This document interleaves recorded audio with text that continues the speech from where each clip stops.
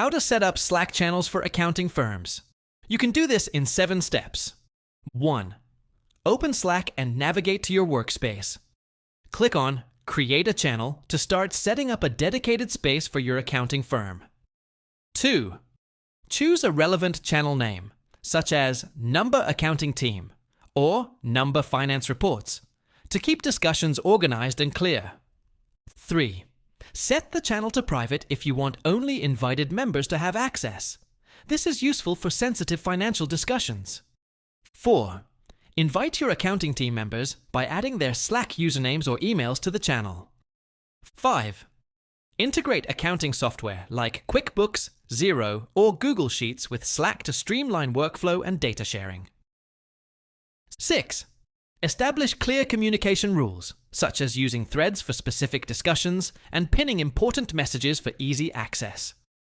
7. Regularly review the channel's activity and make adjustments as needed to ensure efficient collaboration within the accounting team.